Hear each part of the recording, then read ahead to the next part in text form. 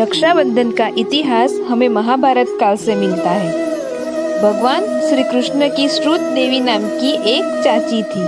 उसने शिशुपालक नामक एक विकृत बच्चे को जन्म दिया था। उसे यह पता चलता है कि जिसके हाथों वह ठीक होगा उसके हाथों से ही उसकी मृत्यु होगी।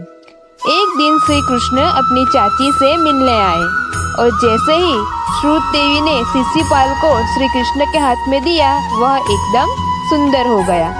तब श्रुत देवी बालक में हुए बदलाव को देखकर बहुत खुश हो गई, पर उसकी मौत श्री कृष्ण के हाथ होगी यह विचार से वह विचलित हो गई। वह भगवान श्री कृष्ण से प्रार्थना करने लगी, भले ही शिशुपाल कितनी ही गलती करे उसे श्री कृष्ण के हाथों से सजा नहीं मिलनी चाहिए। भगवान श्री कृष्ण ने अपनी चाची से वादा किया कि मैं उसकी 100 गलती माफ कर दूंगा, परंतु उसने 100 गलती से अधिक बार गलती की तो मैं उसकी गलती माफ नहीं करूंगा। शिशुपाल बड़ा हो गया।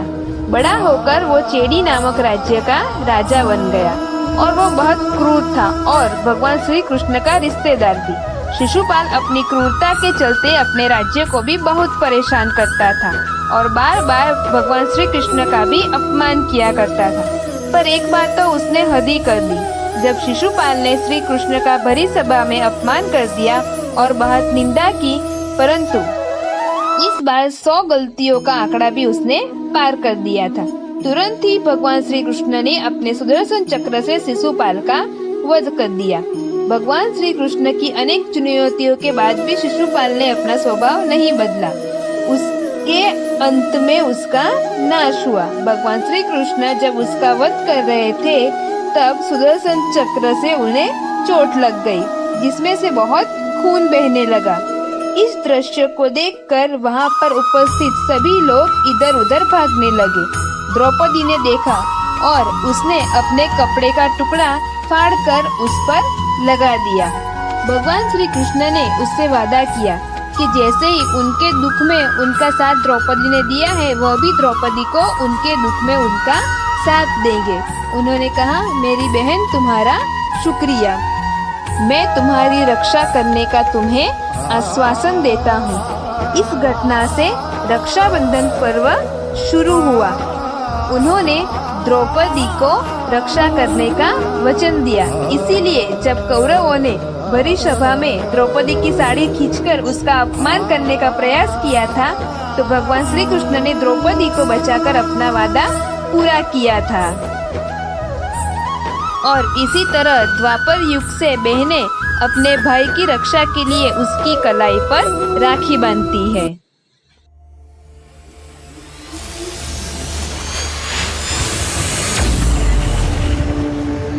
प्रिंस, क्या हुआ बेटा?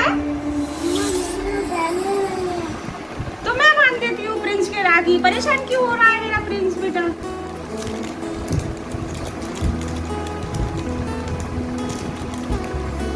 अपने प्रिंस के मैं बांध देती हूँ राखी।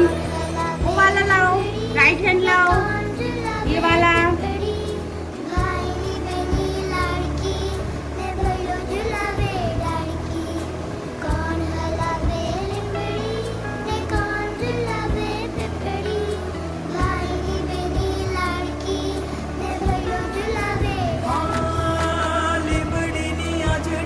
अब हैप्पी हो गया बाबू?